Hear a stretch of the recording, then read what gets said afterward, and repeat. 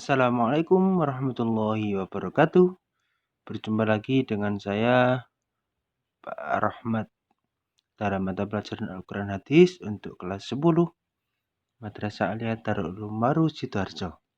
Baik, pada pertemuan hari ini kita akan membahas tentang kemukjizatan Al-Quran. Kemarin kita sudah membahas tentang keautentikan Al-Quran, di mana Al-Quran itu adalah murni kalam Allah, bukan buatan manusia, dibuktikan dengan dalil Al-Quran yang menunjukkan bahwa tidak ada seorang pun yang bisa menyerupai, yang bisa membuat semisal Al-Quran walaupun hanya satu ayat. Baik, pada pertemuan hari ini saya akan menjelaskan pengertian mukjizat dahulu, yaitu adalah secara istilah diartikan sebagai sesuatu yang luar biasa disertai tantangan dan selamat dari perlawanan dari para musuhnya. Sedangkan menurut bahasa, mukjizat memiliki arti melemahkan atau mengalahkan lawannya. Jadi tujuan dari diturunkannya mukjizat kepada para nabi dan rasul untuk mengalahkan lawannya atau mengalahkan orang-orang kafir yang menentang dakwah dan tidak mengakui kenabian atau kerasulan. Secara umum, mukjizat dapat dibagi menjadi dua macam. Yang pertama adalah mukjizat manawi atau bisa disebut dengan mukjizat akli. Mukjizat akli atau mukjizat manawi adalah mukjizat yang hanya dapat dicapai menggunakan kekuatan akal dan kecerdasan pikiran. Artinya, keistimewaan dari mukjizat maknawi hanya bisa dicerna, hanya bisa diterima melalui proses berpikir yang cukup panjang sehingga dapat memaknai, bisa memahami keistimewaan dari mukjizat maknawi.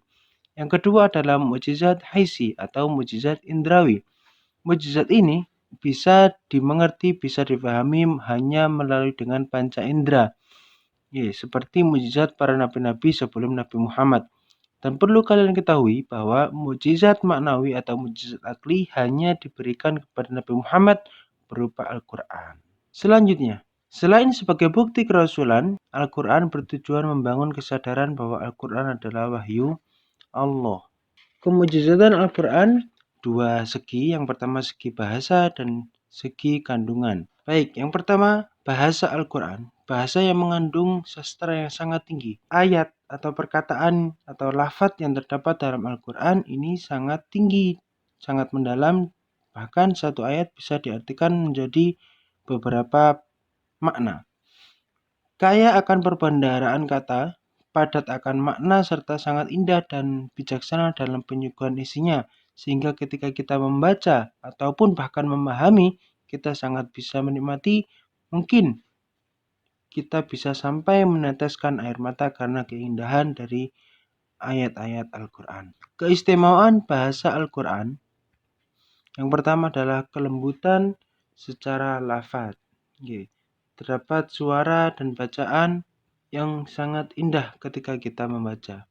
Yang kedua, isi dari Al-Quran sesuai dengan akal dan perasaan. Kalau kita teliti lagi, dari setiap isi Al-Quran itu tidak ada yang bertentangan dengan akal dan perasaan. Saya ambil sebuah contoh, haramnya minum khamr. Al-Quran menyebutkan bahwa minum khamr hukumnya haram. Mengapa demikian? Menurut sebagian orang, khamr itu enak, nikmat, dapat menghangatkan badan. Tapi Al-Quran memberikan pengertian bahwa minum khamr itu lebih besar bahayanya daripada nikmatnya. Karena khamr itu memberikan dampak yang sangat buruk bagi kesehatan tubuh. Selanjutnya, keindahan kalimat dan keragaman bentuknya, yaitu satu makna yang diungkapkan dalam beberapa lafaz dan susunan yang bermacam-macam yang semuanya indah dan halus. Untuk memahami ini, kalian harus memahami ilmu bahasa Arab, ilmu nahwu dan sorof. Keserasian untuk orang awam dan cendekiawan. Di dalam Al-Quran, orang awam bisa memahami maksud dari ayat Al-Quran. Bahkan orang cendekiawan pun juga bisa memahami Al-Quran. Hanya saja sudut pandang dari pemahaman orang awam dan pemahaman cendekiawan memiliki sudut pandang yang berbeda. Para cendekiawan memiliki sudut pandang yang lebih luas tentang makna Al-Quran. Selanjutnya, mencakup bentuk global dan terperinci. Ayat-ayat Al-Quran memiliki dua bentuk atau dua macam, yaitu hukum yang sifatnya umum atau global, kemudian hukum-hukum atau ayat-ayat yang bersifat terperinci. Seperti yang terperinci adalah hukum tentang seperti proses penciptaan manusia. Dalam Al-Quran dijelaskan secara rinci bagaimana terbentuknya embrio, kemudian menjadi daging, kemudian membentuk tulang. Tulang tersebut dibungkus dengan daging dan akhirnya individu yang baru yaitu manusia. Yang keenam, yaitu Al-Quran mudah dimengerti meskipun hanya dengan makna tersirat. Artinya hanya dengan melihat arti secara bahasa saja Al-Quran sudah dapat dipahami hukumnya atau dapat dipahami maksudnya. Selanjutnya kemujizatan Al-Quran dalam bilangan. Yang pertama bilangan kata dan antonimnya. Kedua bilangan kata dan sinonimnya. Bilangan kata dan akibatnya. Bilangan kata dan penyebabnya. Dan yang terakhir adalah keseimbangan khusus di dalam Al-Quran. Kita mulai dengan kata dan antonimnya. Artinya kata yang di dalam Al-Quran juga mengandung antonim dari kata tersebut, yaitu yang pertama al-haya yang memiliki arti hidup dan al-maut memiliki arti mati diulang sebanyak 145 kali dalam Al-Quran. An-naf'u manfaat dan al-fasad yang memiliki arti kerusakan diulang sebanyak 50 kali di dalam Al-Quran. Kemudian al-ujub dan al-ghurur diulang 27 kali. Kemudian ada lagi ad-dhallun dan al-maut memiliki arti sesat atau mati jiwanya diulang 17 kali. Sedangkan bilangan kata dan akibatnya dicontohkan dengan al-bukhl artinya kikir dan al-hasrah artinya penyesalan diulang sebanyak 12 kali. Al-kafirun memiliki arti kafir dan an-nar sebagai sebab akibatnya yaitu diulang 154 kali.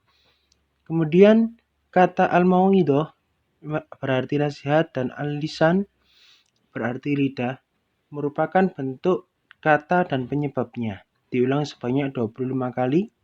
Kemudian al-israf boros dan as-sur'at tergesa-gesa juga merupakan penyebabnya.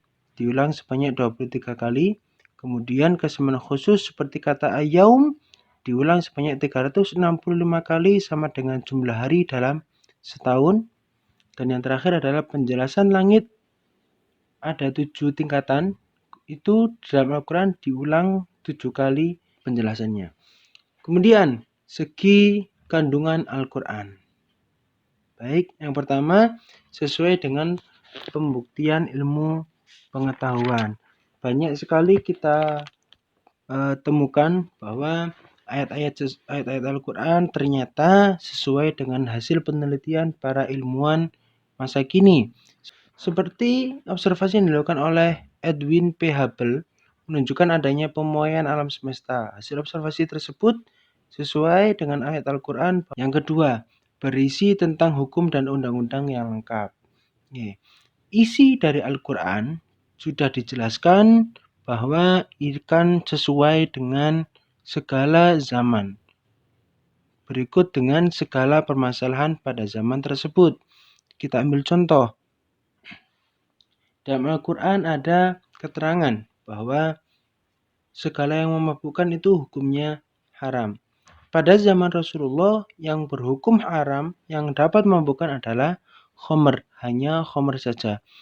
Pada zaman sekarang sudah banyak sekali macam-macam dari khamr seperti minum-minuman keras dengan berbagai merek, kemudian obat-obatan terlarang, semuanya dapat dikategorikan dalam khamr. Maka jika dikembalikan dalam ayat Al-Quran, segala bentuk khamr hukumnya haram. Dan yang terakhir adalah mengungkap berita gaib.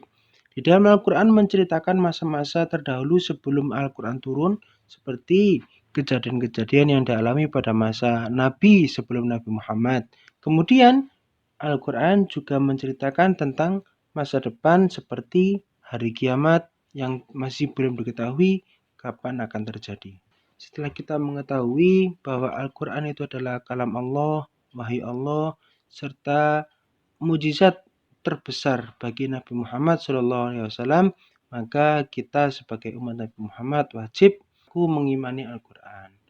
Iman kepada Al-Quran dapat ditunjukkan dengan perilaku seperti menjaga kemurnian Al-Quran, senantiasa membaca Al-Quran secara rutin, mempelajari cara membaca, ilmu tajwid, isi, bahkan keseluruhan Al-Quran.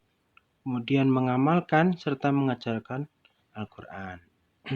Baik, terima kasih. Itulah yang bisa saya jelaskan pada video hari ini. Semoga apa yang saya sampaikan bisa memberikan manfaat kepada anak-anakku sekalian, serta semoga kita semua selalu mendapat syafaat, selalu mendapat barokah dari bacaan Al-Quran kita. Wallahul muwaffiq ila aqwamit thoriq. Wassalamualaikum warahmatullahi wabarakatuh.